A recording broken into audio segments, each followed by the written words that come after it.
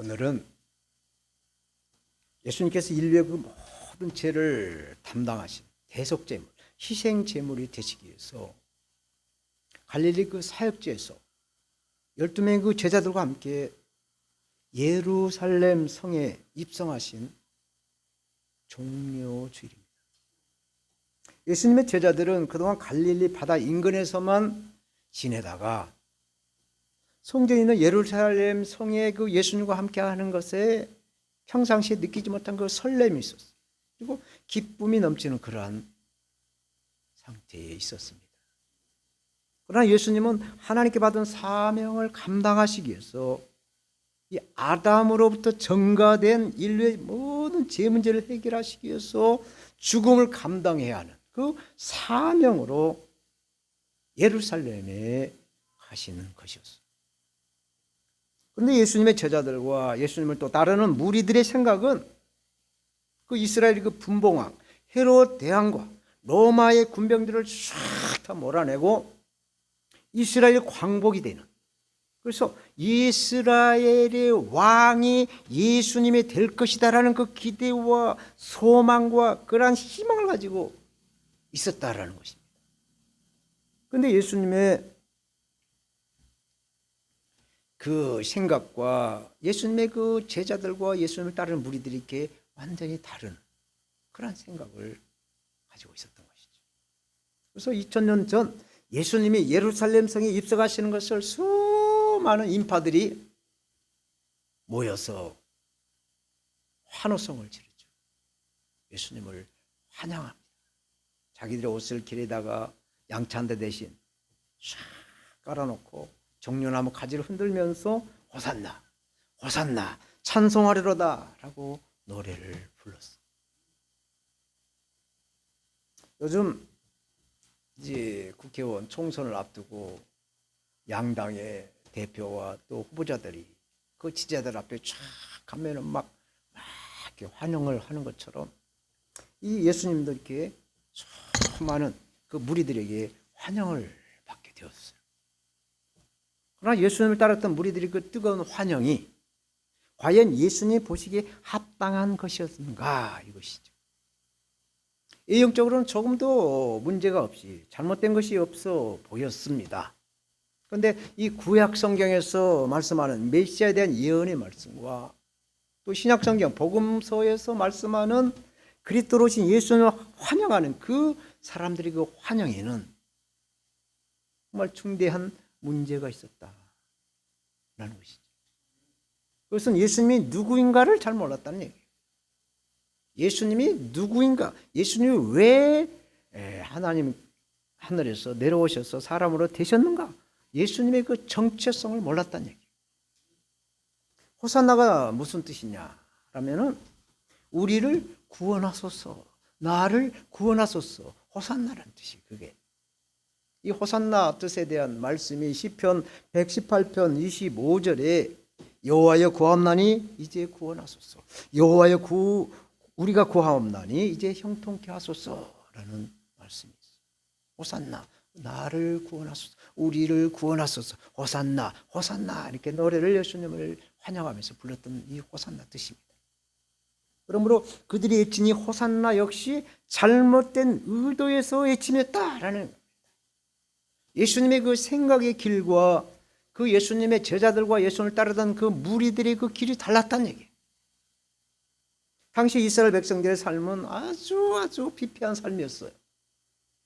두 정부, 그러니까 이스라엘 정부와 로마 정부, 로마의 식민지였기 때문에 두 정부에다 세금을 바쳐야 했기 때문에 세금 내고 나면 먹고 살 게 너무나 힘들었다는 얘기예요. 피폐했어요. 그러다 식민지이기 때문에 인권이라는 것은 드러낼 것도 없고 정말 살기가 퍽퍽했다는 얘기예요.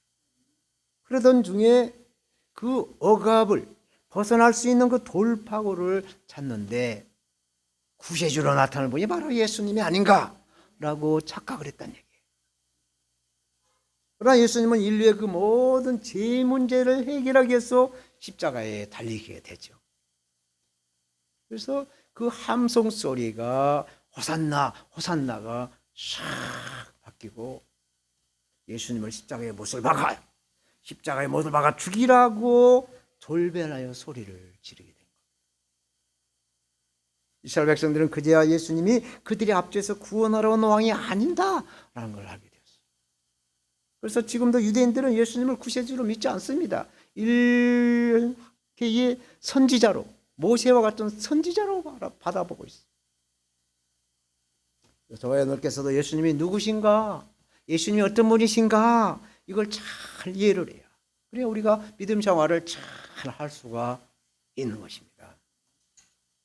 2024년 종려주일을 맞이해서 종려주일의 그 의미가 무엇인가 부족하지만 종려주일이라는 제목으로 예수 그리스도를 증거하겠습니다. 저처럼 이 종려주일은 무엇인가? 종려주일은 예수님이 나의 왕으로, 우리의 왕으로 오신 날이다 라는 뜻입니다.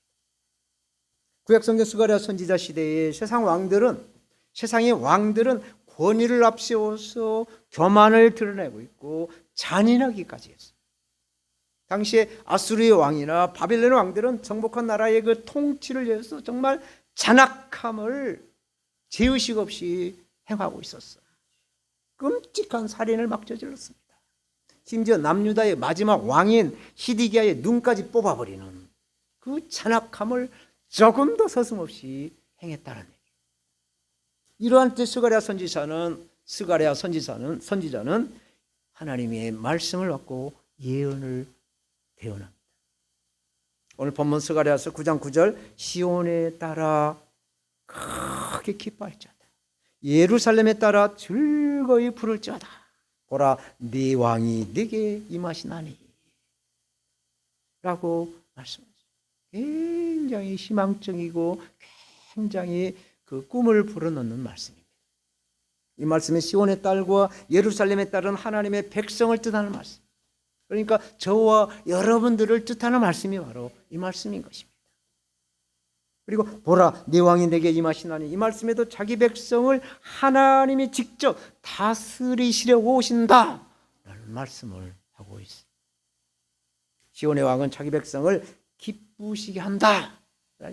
세상의 왕들은 그냥 세금을 뜯어가고 그냥 막 노략질을 하고 그냥 잔인하게 그냥 막 살인을 저질렀으면 이제 오실 왕은 싹 기쁘시게 한다. 즐겁게 하신다는 것. 그래서 여기서 우리가 주목해야 할 것은 예수 그리스도를 믿는 저와 여러분들에게는 기쁨을 가지고 있어요. 예수 믿는 자의 특징은 기쁨이 있어야 된다는 거죠. 그래서 비가 오나 눈이 오나 슬퍼나 즐거우나 기뻐해야 된다는 거예요. 그래서 우리의 가장 기본적인 아이덴티티, 정체성은 예수 믿는 자로의 기쁨이 있어요. 기본적인 바운다리가 기쁨을 가지고 있어야 한다라는 것이죠. 세상의 왕들은 두려움을 주지만 시온의 왕, 예루살렘의 왕으로 오실 분은 공의로우며 구원을 베풀며 겸손하시다. 그러니 기뻐하지 않을 수가 없다. 그래서 예수 믿는 사람은 항상 기뻐해야 한다는 것이죠. 이보다 더 좋은 소식, 이보다 더 기쁜 소식, 이 복음이 어디에 있겠어요? 바로 예수 그리스도 안에 있어야 하는 것이죠. 예수 그리스도 안에 있어야 이 기쁨을 누린다는 것이죠.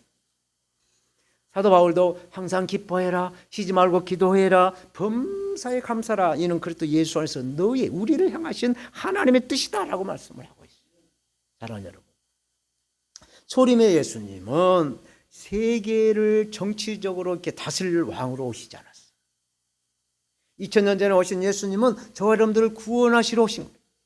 구원을 하시기 위해서 십자가에 달리시고 고난을 당해서 그 십자가의 보혈의 공로로 우리가 구원을 받게 된 것입니다.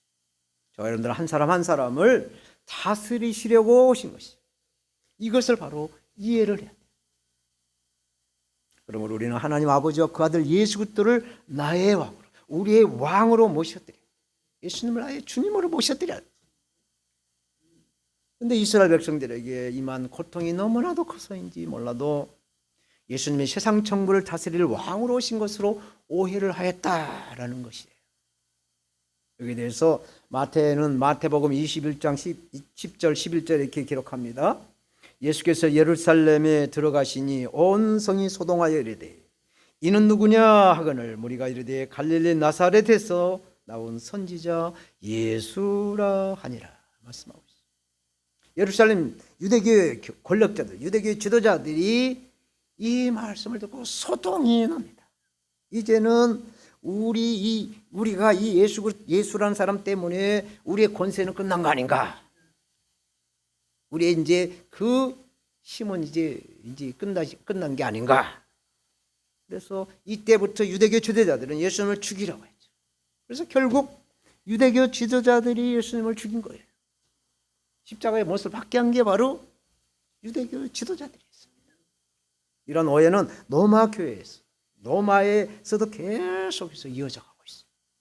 로마 황제가 다스리던 로마의 기독교인들은 예수 그리스도가 만왕의 왕인 것을 말할 수가 없게 되었어요.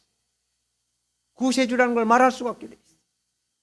만약에 그런 말을 했다가는 황제에 대한 반역이라고 그 낙인이 찍혀서 원형 경계장에 사자밥이 되는 그러한 박해를 당해야만 했습니다.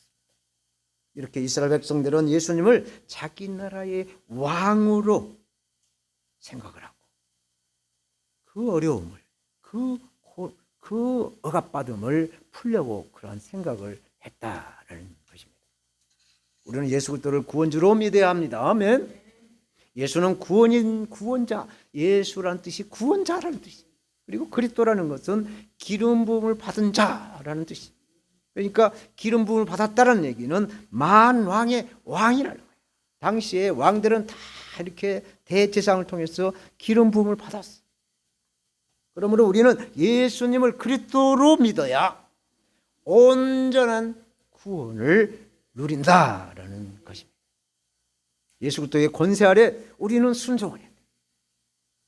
진실로 예수님의 말씀 앞에 순종을 해야. 그래서 순종하는 마음으로 오늘 또 한 거리에 오셔서 예배로 찬양으로 영광을 드리는 거죠.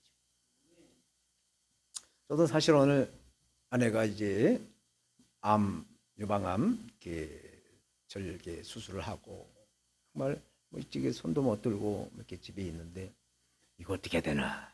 그래도 예배는 드려야지. 그래서 사탄의 예배를 드리는 자를 하나님이 찾으신다는 예수님 말씀하신 것에 예수님의 말씀에 순종해서 예배로 드리고 영광을 돌린 것이. 그래서 우리가 순복해야 할 나의 왕이, 우리의 왕이 오셨어요. 예수 그리스도가 우리의 왕으로 오신 겁니다. 이것이 종려주일의 기쁜 소식이죠. 그러므로 예수님을 우리의 왕으로 삼고 정말 신실하고 순복하게, 정직하고 순복하고 정실로 예수님 말씀에 순복하고 순종하는, 그래서 기쁨을 누려야 돼요. 예수님 말씀에 우리가 순종할 때 능력이 나타나요. 그 능력을 통하여 기쁨을 공유하게 되는 것입니다. 두 번째로 이 종려주일은 예수님이 겸손하신 왕으로 오신 날이다라는 것이죠. 겸손하신 왕으로 오신 날이 바로 종려주일이라는 거예요. 오늘 본문 스가랴서 9장 9절에 보라 네 왕이 내게 임하시나니 그는 공의로우시며 구원을 베푸시며 겸손하셔서 나귀를 타시나니 나귀의 작은 것 곧 나귀의 새끼를 타셨다. 제가 하나님께서 창조하신 모든 동물들 이렇게 나귀니까 동물을 얘기하는데 동물 가운데 정말 아름다운 동물들이 많이 있어요. 근데 어쩌면 이렇게 추하고 어쩌면 이렇게 볼품없이 만든 동물이 있나. 동물 가운데 하이에나 그 무리들 보면 정말 꼭 산적같이 아주 그냥 본때거리가 없이 생긴 하이에나를 보고 이 당나귀 이런 동물들 보면 정말 본때가 없어요. 힘은 있는가 모르겠지만 말하고 당나귀하고는 천지 차이로 모습이 달라요. 어쩜 그렇게 못생겼나. 나귀들 보면 진짜 못생겼어. 어울리지가 않아. 귀는 번쩍하고 몸은 또 조그만하고 이게 그냥 어떻게 그냥 소도 보면 참 품새가 있고 이렇게 닭도 모두 가축들이 염소도 양도 보면 다 품새가 있는데 이 당나귀 이것들 보면 품새가 없어요. 품새가. 어쩜 이렇게 품새가 없나. 근데 거기에다 또 새끼를 예수님이 타셨다는 것은 가장 볼품없는 이러한 나귀를 타고 오신 겸손하신 분이다라는 얘기입니다. 스가랴 시대의 왕의 모습은 준말을 탄 찬란한 모습이었어요. 이 준말이라는 것은 보통 말이 아닙니다. 지금도 영국의 그 버킹엄 궁전에서 의전 행사가 이런 준말을 타고 하죠. 지난 2022년 9월 9일 날 엘리자베스 여왕이 이제 서거를 하시고 그의 아들 황태자 찰스가 왕위에 올랐죠. 왕의 그 대관식을 하는데 세계 그 모든 대통령 지도자 왕들이 다 모였어. 우리나라의 윤석열 대통령도 초청을 받아서 다 가 계셨어. 그 대관식에 TV 중계로 온 세계 75억 가운데 거의 50% 이상이 그 대관식을 봤다라는 통계예요. 저도 봤어요. 참 보기 좋아요. 이렇게 예수님을 만왕의 왕으로 이 땅에 오셨는데 그런 준말을 타지 않고 가장 볼품없는 나귀에 또 그 새끼를 타셨다는 얘기예요. 그래 얼마나 겸손하시냐 이거죠. 화려한 양천자 대신에 나뭇가지요 땀 냄새나는 백성들이 겉옷을 양탄자로 대신했다는 얘기입니다. 이스라엘 백성들이 그 유대인들이 예수님을 배척한 이유가 바로 이런 거예요. 어떻게 왕으로 오신 분이 이렇게 볼품없이 오시느냐? 아니야. 그럴 리가 없어. 그래서 지금도 예수님을 그리스도로 안 믿고 예수를 구세주로 믿지 않고 모세 정도 선지자 한 사람으로 이렇게 생각하고 있다는 얘기입니다. 여기서 우리에게 주시는 하나님의 메시지가 있어요. 우리에게도 겸손함이 없게 되면 예수님을 주님으로 우리의 왕으로 받아들이지 않는다는 얘기예요. 그래서 많이 배우고 똑똑하다는 사람들이 예수를 안 믿어요. 몰라서도 안 믿어요. 자기들이 너무나 똑똑해서도 안 믿어요. 교만해서, 겸손하지 않아서 그렇습니다. 예수님 우리에게 찾아오실 때 거지로 찾아오시고 환자로 찾아오시고 노숙자로 찾아오신다고 한다면 우리가 그 기쁨으로 예수님을 맞아 들을 수가 있겠는가? 인 것이죠. 우리 자신에게 정말 냉정하게 물어봐야 될 거예요. 잠깐 미국의 어느 대형 교회, 큰 10,000명 가까이 모인 교회에서 담임 목사로 이렇게 청빙받은 그 목사가 노숙자가 됐다라는 이야기를 잠깐 말씀을 드리겠습니다. 이 이야기는 한때 SNS, 페이스북이나 인터넷상에 많은 화제가 되었기 때문에 잠깐 말씀을 드립니다.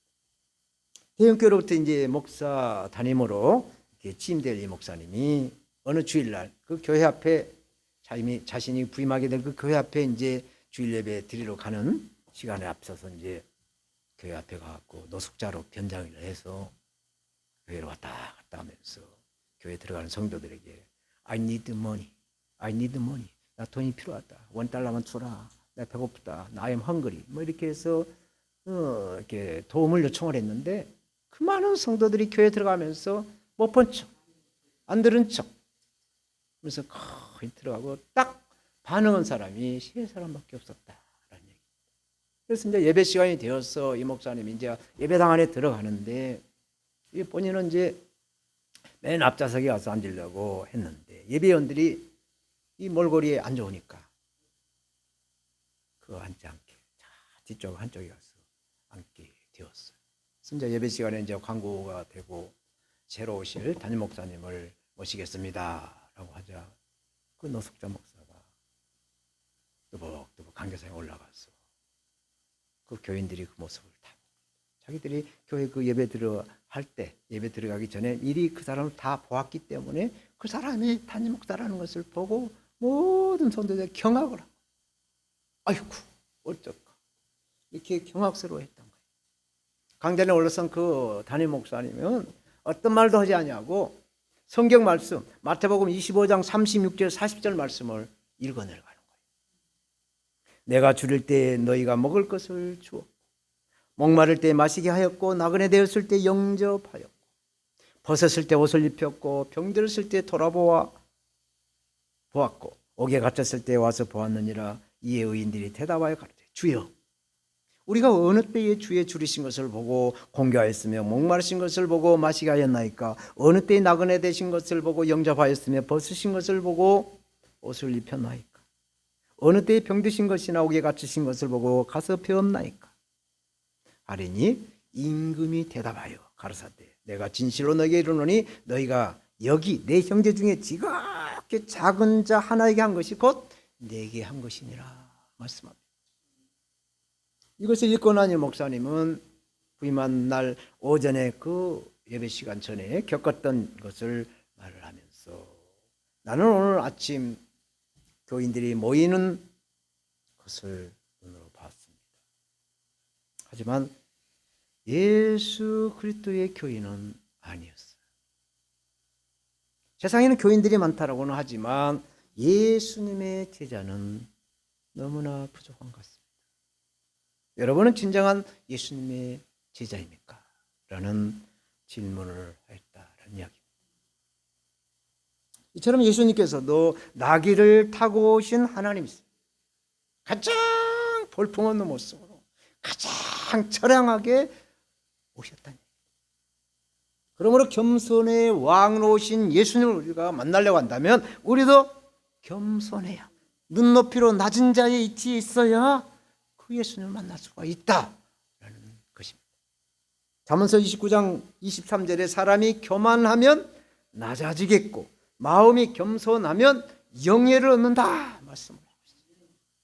우리는 언제나 겸손한 하나님의 사람으로, 우리는 낮추고 우리의 주님만 높여드리시는 겸손한 사람이 되어야 될 줄로 믿습니다. 아멘. 마지막으로 이제 이 종려주일은 예수님이 평화의 왕, 평강의 왕으로 오신 날이다 라는 것입니다. 오늘 본문 스가랴서 9장 10절, 내가 에브라임의 병거와 예루살렘의 말을 끊겠고 전쟁하는 활도 끊으리니 그가 이방 사람에게 화평을 전할 것이요 그의 통치는 바다에서 바다까지 이르고 유브라데 강에서 땅끝까지 이르리라. 이게 무슨 말씀이에요? 에브라임은 북이스라엘을 뜻하는 말이에요. 그리고 예루살렘은 남유다인 것입니다. 분단된 남북의 형제의 나라는 계속해서 파이팅, 전쟁을 하고 있었다는 얘기죠. 우리나라도 이스라엘이 둘로 남북으로 나눠진 것처럼 공교롭게 우리나라도 남한과 북한으로 나눠져 있어요. 73년이 넘었죠. 그렇지만 북한은 계속 적화통이라는 그 대목 안에 남한을 삼키려고 6.25 때 못 삼켰어. 그걸 삼키려고 계속 전쟁 준비를 해서 남한을 삼키려고 전쟁을 도발을 하고 있죠. 또 남한은 무슨 소리야? 하나님이 지키시는 나라인데 지켜야지 하면서 계속 그 전쟁을 방어하는. 그래서 칼과 창과 칼의 그 모순된 이러한 나라가 우리나라, 북한과 관계처럼 하나님께서 이 남북의 이스라엘을 이제 전쟁이 없는 나라가 되게 하시겠다라는 말씀을 본문을 하고 있는 거예요. 그런데 이 성경을 우리는 잘 이해를 해야 돼요. 문자적으로 해석하게 되면 그렇게 해석할 수가 있지만 영적으로 이 말씀을 해석하면 이 스가랴 선지자가 예언한 이 평화는 예수 그리스도 안에 주어지는 참된 평안을 말하고 있는 거예요. 이처럼 예수 그리스도를 믿는 우리의 마음은 항상 두 마음이에요. 항상 두 마음입니다. 낮과 밤이 있는 것처럼 항상 우리 마음에는 두 가지의 마음이 있어요. 선한 마음이 있는가 하면 또 악한 마음이 있습니다. 또 하나님의 생각과 우리의 몸의 생각이 있어요. 예수 그리스도를 믿는 사람이라고 한다면 하나님을 생각하면서 또 우리 몸에 우리 육적인 생각을 한다는 얘기예요. 성령이 주시는 생각과 사단이 주는 생각과의 그 싸움이 우리 속에 계속되고 있는 것입니다.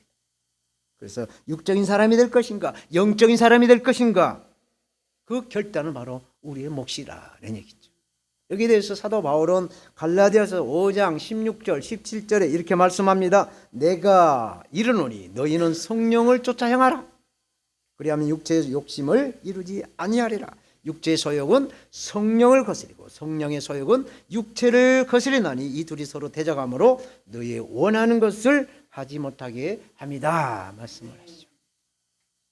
그러므로 진정한 이 종려주일에 평화의 왕으로 오신 예수님의 뜻은 남북한의 평화도 아니에요.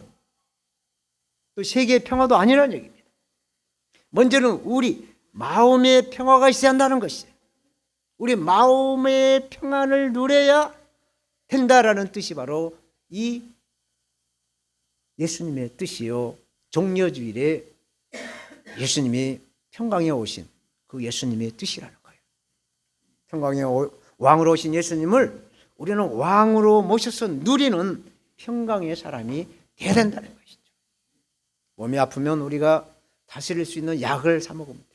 그래서 병원에 가서 의사들에게 처방을 받았어. 또 수술을 가면 병원에 가서 입원해서 이렇게 다 해결할 수가 있습니다. 또 악이 성하면, 범법자들이 성하면 다스릴 공권력이 있어요. 그렇다면 우리의 마음에서 오는 죄는 어떻게 다스리냐 이거죠. 우리 마음의 죄를 어떻게 다스리냐? 예수님이 다스려야 한다는 것이죠. 예수님이 다스려. 진정한 종려주의, 십자가에서 대속의 죽음을 두려워하지 않냐고 담대함으로 평화를 누리신 그리스도 예수님을 우리의 주님으로 믿어야 진정한 우리의 마음의 평화가 임하신다라는 것입니다. 아멘. 이제 말씀을 맺겠습니다. 성경 우리에게 말씀을 하시죠. 오늘 본문 말씀, 시온에 따라 크게 기뻐할자다, 예루살렘에 따라 즐거이 부를자다. 예수 그리스도는 우리의 구세주요, 우리의 영원한 왕이시라는 것. 예수님이 우리를 다스리시는 왕으로 예수님의 겸손함으로 오신 것처럼 우리도 겸손함으로 낮은 자의 지어서 예수님이 평강에 오심으로 평강의 왕을 믿음으로 우리도 평강을 누려야 한다는 것입니다.